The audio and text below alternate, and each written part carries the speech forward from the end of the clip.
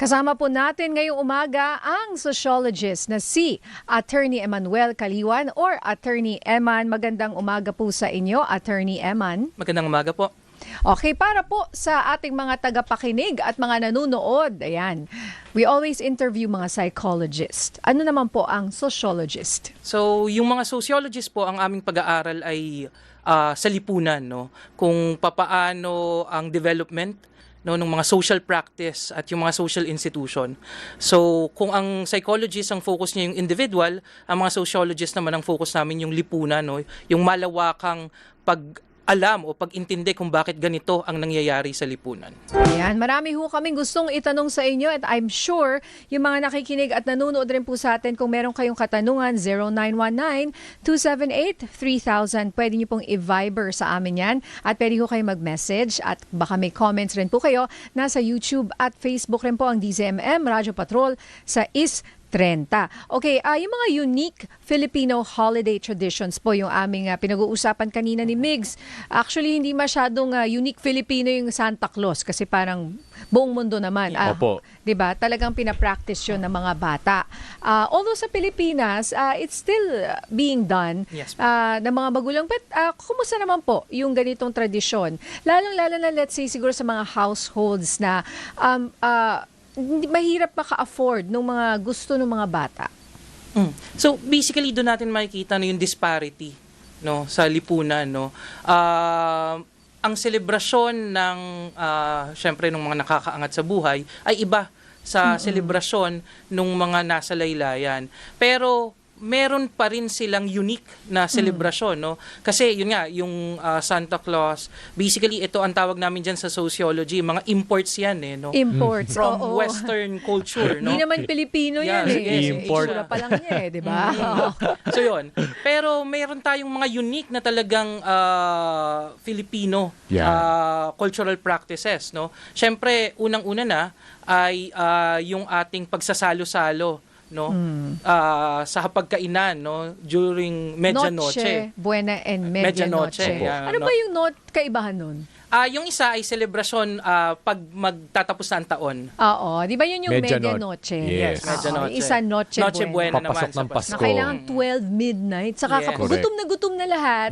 Yung iba naalala ko nung bata ako gusto nang kumain. Kaya may mga iba, Atinin, sa dinner na kumakain. Oo, Pero may tapos mga iba talaga nagpapagutom para makakain ng Noche Buena. Oo. Yan, oo. So yun. Oo. Tapos kaibahin din siguro, no. Ito yung import din pero yung pangangaroling, no. Sa ibang bansa kasi iba yung sa western culture, no, iba yung concept nila ng caroling, no. Sa atin mostly communal, no. Kasi yun yung kaibahan ng cultural practices sa Pilipinas, particular sa Pasko, communal sa atin, no. Hindi siya individual ang focus, no.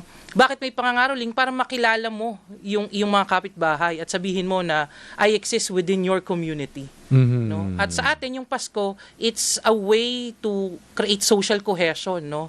Na magsama-sama, no? Kaya kahit mahirap ang buhay sa atin, no? Yun nga, no, nabanggit kanina na iba yung practice nung nasa laylayan sa mayayaman, pero pare-pareho may celebration pa din. Oo. Kasi ang aim niya ay social cohesion, no, maging magkakasama tayo at ipagdiwang natin, no. Kasi central sa Filipino culture yung konsepto ng kapwa, Opo. no. Yan yung wala, no, sa Western society, no. Correct, Actually, pagkausap ko yung mga Pilipino sa ibang bansa, pag sinabi mong Pasko sa ibang bansa, napakalungkot daw. Nami-miss nila at lagi nilang inaalala, ibang-iba raw yung Pasko sa Pilipinas. Doon daw, naku, kanya-kanya, ang tahimik. Or magsasama-sama siguro sila, gagawa sila ng Unless paraan. may kamag-anak ka na marami kayo sa lugar na yun, paano kung kakamigrate mo lang tapos wala kang kilala? Tama. Oo. O, di ba? Oo. Tapos, ang weather, di ba, hindi ka pa sanay. Kadalasan, winter. O, di ang lungkot nga. Yes. Oo. Tsaka yun nga, ang focus dun talaga ay material, no. Yun yung kaibahan sa Philippine culture, no. Masasabi natin na merong part ng lipunang Pilipino na ganun na yung focus, no? It's just material, no, materialistic na yung Pasko. Pero iba pa din, no, yung pagsasama-sama sa kulturang Pilipino. Kunwari, yung Christmas party sa atin, ito yung way ng mga magkakalayong magkakabarkada na mag-meet once in a year, no? So yun pa din, no, central pa rin yung konsepto ng kapwa, no, mag-bonding tayo, not because it's just a practice, no, pero ito talaga ay para kamusta natin ang isa't isa, no? So yun nga, no, yung centrality ng kapwa. At saka yung mga traditions natin are basically collective, no? No, yun yung kaibahan sa Western society na individualistic talaga sila, no? So sa atin, bakit tayo nagmimisa de Gallo, misa de Aguinaldo, no? Yan is another unique Filipino tradition kasi we are elevating yung practice ng religion into a communal practice, no, na lahat tayo magsasakripisyo, gigising ng maaga kasi sa dulo nitong ating siyam na madaling araw na pagsisimba ay may makakamtan tayong biyaya, no, yun nga, no. So, Attorney Eman, so from yung mga traditional nung mga sinaunang panahon pa, ano po yung tingin ninyong malakas pa? Kumbaga talagang pinapractice still to this day. Hanggang ngayon, no, ang nakikita syempre una yung pagsisimbang gabi, no, yung Misa de Gallo or Misa ng Tandang, no. Basically, hanggang ngayon, no, it's being practiced. Syempre yung namamasko, no. Yun. You go to your ninong at ninang, no. Nagmamano ka at nanghihingi ng aginaldo, no. Hanggang ngayon, no, yan ay pinapractice pa din. Syempre meron nabawasan pero meron pa din yung mga nangangaroling, no. Yan yung ngayon nga mas unique, no, kasi grupo-grupo na, no. Dati 2 o 3 lang. Ngayon mas malaki, no, at mas pinaghandaan, no. Meron ba kayong mga tingin na nag-evolve? Sabihin natin na ito yung gawain dati, pero parehas pa rin naman, pero in a way nagbago yung practice ng konti. Sabihin natin sa Aguinaldo o imbis na sobre, baka pwedeng wire transfer na lang yung mga ganon. Yan, Paano no? po? Opo. Yan, kasi of course yung technology din, no. Sabi nga nila, technology disrupts yung mga practices, no. At hindi niya hindi niya naiwasan yung Pasko, no, in such a way, no. So kunwari may inaanak ka na hindi na talaga makapunta, no, malayo, mag-video call na lang, no, video conferencing, at yung iyong paaginaldo ay pwede mo na lang i-GCash, no, or Practical na ngayon. yes, very practical, no, sisendang ka na lang, no. May tinatawag nga na i-ampaw, di ba? So I-ampaw. so electronic na, no, kaysa dati yung ampaw talaga na papel, no. Ngayon i-ampaw na ang ipapadala mo. Pagbukas niya, doon niya lang malalaman kung magkano yung natanggap niya. So parang binubuksan niya pa rin yung application na yon. Oo. So, meron kasi nag-react sa amin na mga texters and mga nagko-comment na ang feeling nila, speaking of caroling, no, medyo nawawala na yung tradition na yun na nakakamiss kasi naalala ko nung bata ako talagang maraming nangangaroling. Lalo na sa amin sa probinsya, alam mo, Migs, hanggang ngayon meron pa, pero hindi katulad noon na ang saya-saya actually yung ganon. Hindi yung porket ako, ayan na naman yung mga ngaroling. Diba? Kasi minsan ang dami. Sunod-sunod yan. Kumbaga, ubos ang budget mo. Kaya, pero pinaghahandaan, and minsan lang naman sa isang taon, lalo na sa probinsya, pinaghahandaan pa namin ng pagkain. Tama. And then, we look forward to it, lalo na kung yung choir sa simbahan.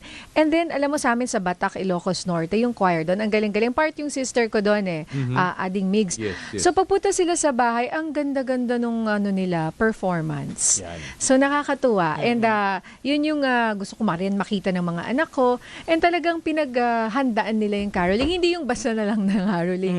Para lang wala lang, para maka-receive. Hindi yun Talagang pinaghandaan nila. Meron talaga silang offering doon sa pamilya na yun kung saan sila nangangaroling. Siyempre, iba rin yung mga nagdo-doorbell tapos nangangaroling. Bibigyan mo walk-in. rin. Mga ora-orada na. Mamaya, naalala ko may kapitbahay dati nung bata ko yung mga matatanda. Uy, ginising nyo kami. Kunyari, 2:00 ng umaga, yung mga ganon, ano. Pero nakakamiss rin yung mga ganon Sabi nga dito, medyo nawawala na. Yes, opo. So, totoo po, no, attorney? Reaction na doon, attorney? I would agree, no, hindi na maaring yun nga, no, may mga disruptions kasi, no, kahit yung traditions natin, no, sa lente kasi ng sociology, hindi linear yung tradition, no. naapektuhan siya ng pagbabago ng paniniwala ng mga tao at isa sa mga pinakamalaking disruptor nga ng tradition ay yung technology, no? So dati para makilala mo yung mga kapitbahay mo, kailangan mo ngang katukin yung kanilang mga bahay at mga aruling, no? Ngayon, dahil nga may social media na, no, basically, iba yung approach, no, sa mga kapitbahay. So, yung mga ganong, yung disruption ng technology affected social cohesion talaga in such a way. So, attorney, would you say na sa current generation po, paano po siguro ini-embrace ng mga kabataan ngayon? At least yung mga nabubuhay ngayon, yung mga ganitong tradisyon. Yung iba ba tingin nyo na talagang kailangan nalang buhayin? O yung iba medyo nonchalant na lang, quote-unquote? Opo. Merong iilan, no? May ang nakikita ko kasi lagi namang tunggalian sa cultural practices, no. May iilan na gustong ibalik, no, yung tradition at maganda naman 'yon, no, kasi itong tradition na to defines your personality, no, your nationhood. At may iilan naman na okay na lang sa kanila na hindi na balikan, no, at parang historical note na lang na nung mga unang panahon ay may nangangaroling. Pero ang maganda dito, no, itong tunggalian nito ay nagdudulot, no, ng mas madaling pagkaintindi sa lipunan, no. At syempre, babalik at babalik, no, itong mga cultural tradition na to, lagi namang gano'n, no. Ang tawag namin diyan circular return, no, yung mga cultural practices. So merong babalik, pero hindi natin masasabi na katulad nung dati, no. So, parang nakaka-miss nga.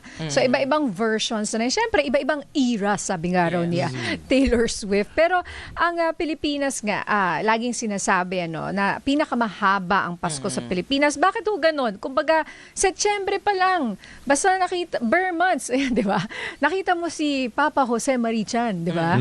Na nag-concert pala sa Calgary, Canada. Oh, wow. Aba, nakita ko kasama ni Henry Omaga Diaz. Si Manong Joe. Oo, sabi ko, wow, nandyan, and he's 80, ha? Oo. So, nagko-concert pa rin. Anyway, pag nakita mo si Tito Jose Marichan, hudyat na ng Pasko. Yes. September pa lang. Parang bagong tradisyon na ba yun? Parang naging bagong tradisyon. Diba? yes, basically, no, in-associate na ng mga tao si Jose Marichan sa Christmas season, no? May mga memes pa nga dyan, no? May mga joke na sumisilip siya, no? Na pag bare months na, or August pa lang, hindi pa. Sa September ka pa lalabas. May ganong memes, no? So, yun, no? Masasabi natin na ito yung mga bagong cultural practices, no, at cultural nuances, no, na inassociate na ng Filipino culture, particularly sa social media, ang paglabas ni Sir Jose Marichan as ang hudyat na darating na yung Christmas season. Oo, kaya actually very good vibes. Nakaka-happy si Tito Joe Marichan. Di ba nag-guest siya sa atin noon dito? Yes. At tuwang-tuwa tayo, ano pa lang noon, September pa lang ata. Nandito na siya. So nakakatuwa. At pag maging sa ibang bansa, yung mga bansang dinadalo niya, nagko-concert siya. Tsaka bumalik yung kanyang career. Lagi na lang siya nasa mall, kumakanta, nagko-concert. At I'm sure, kaliwat kanan yung kanyang mga endorsements at napupuno ang kanyang schedule. Pero actually, pag iniisip mo, hindi lang naman yung sa Pilipinas may Joe Marichan, meron rin tayong Mariah Carey. All I Want for Christmas. Di ba? Oo, tama. Pero ewan ko kung sa Pilipinas lang ba yun o sa buong mundo. Basically, siguro sa Pilipinas natin mas makikita, no? Kasi sa atin, ang lipunang Pilipino, no, mahilig tayo sa mga pop culture, no? Very steep tayo sa pop cultural practices. So, yan, no? Yan yung mga ina-adapt natin, no? Or again, mga ini-import natin from other countries na nagiging bahagi na ng cultural nuances natin.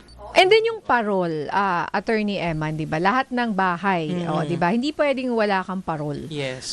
Anong meron doon sa parol na associated with Filipino homes? Marami rin tayong mga balikbayan, gusto nila mag-uwi. 'Di ba? Nag-uuwi yan ng parol kahit mabigat yung kapis na parol or ngayon nauso yung mga folding parols. Kasi basically ang mga parol, no, ay simbolo ng liwanag sa dilim, no? Parang at dito sa Pilipinas, no, very symbolic.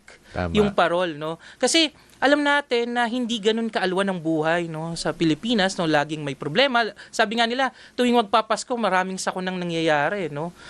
May mga sunog, no, o di kaya mga lindol or baha, no.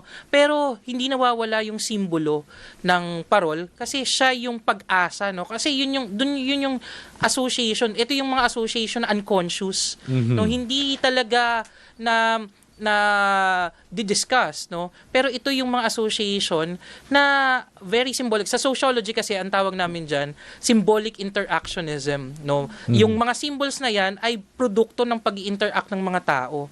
So sa atin, sa lipunang Pilipino, yung parol ay naging simbolo ng liwanag sa dilim. Pati din po mga Christmas trees. Of course, yung pagtatayo ng mga Christmas trees, sabi mga Atenines, di ba? Kumbaga family tradition siya. Tsaka sir, kumbaga kwento ko lang, share ko lang, na meron po akong mga nakilala na kumbaga yung pagtatayo ng Christmas tree is yung simbolo ng kanilang pagkabuo ng pamilya. Yes. Sadly unfortunate po no, na nawalan po sila ng mahal sa buhay. Kaya ngayong Pasko, parang hindi nila feel na magtayo ng Christmas tree. Kumbaga parol na lang. Kumbaga yung Christmas tree kasi reminds them of the their person deceased loved one. na nawala. Opo. Parang ang sakit nun.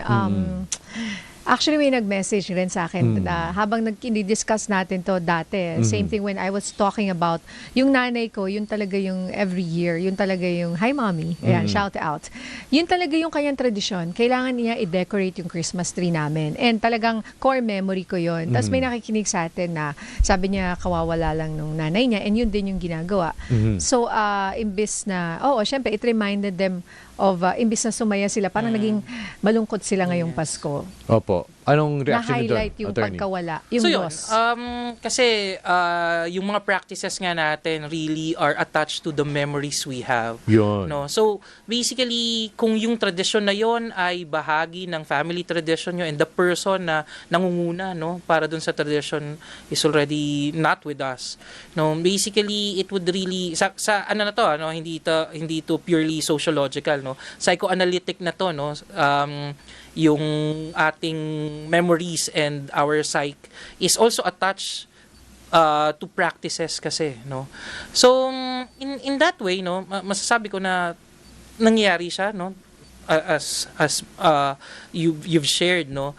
Kaya mas attached talaga yung mga Pilipino sa parol, no, kaysa sa Christmas tree, no. May iba talagang pamilya na hindi na nagsiset up ng Christmas tree because Opo. there are reason behind it and yung reason na yon are deeply embedded into their psyche. Opo. Paano naman po yung na-mention nga kanina ni Ate Nina, sabihin natin sa mga kapamilya na abroad, mga OFW natin, na talagang wala po silang ibang choice kundi mag-celebrate ng Christmas na kumbaga limited o mag-isa lang sila. Paano po usually yung kumbaga pag-cope, 'di ba? Or lack of a better term, 'di ba? Or ano yung kanilang ginagawa para ma-feel pa rin nila yung pagka-communal. 'Di ba? Sabi mo kayong pakikipagkapwa-tao kasi yun yung tradisyon ng Pasko. So yun, cultural adaptability ang ginagawa, no, karamihan ng ating mga kababayang OFW or nasa abroad, no.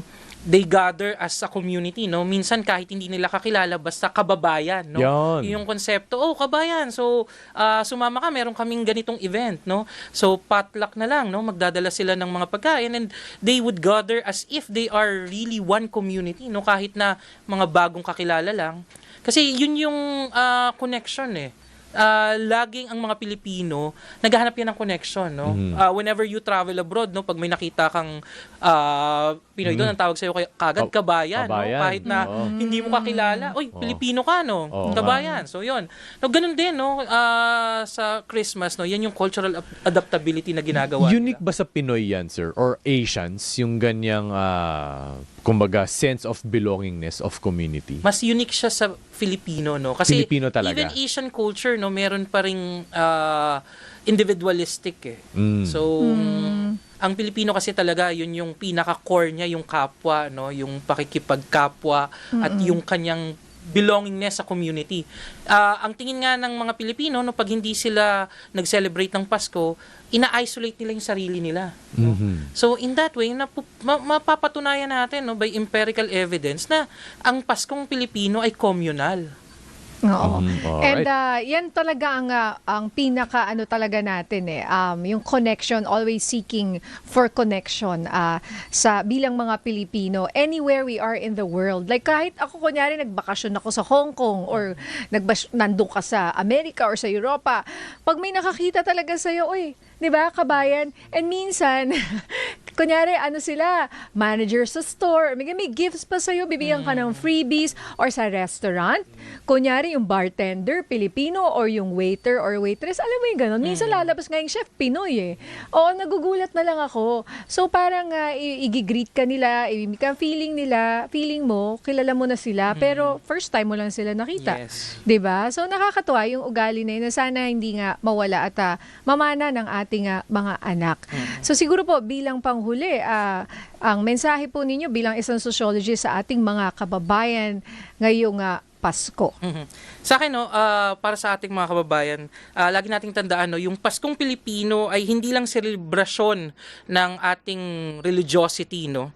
Ito ay panlipunang ritual ng pag-asa, pakikipagkapwa at kolektibong pagtibay ng buhay sa kabila ng mga kahirapan na nadaramdaman natin ng mga nakaraang buwan.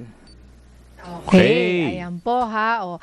Isang tabi muna ang mga differences, tampuhan, at sama ng loob, no? Although may nag-text dito, nag-promise po kayo na may makukulong bago magpasko. Yun din, iba rin po yung mga promises na kailangang Not meant to be broken. Yes, exactly. Kaya maraming salamat, Attorney Emmanuel Kaliwan, ang ating sociologist. Thank you for being here. Merry Christmas po Merry sa inyo, Christmas Attorney po. Eman. Merry Christmas, sir.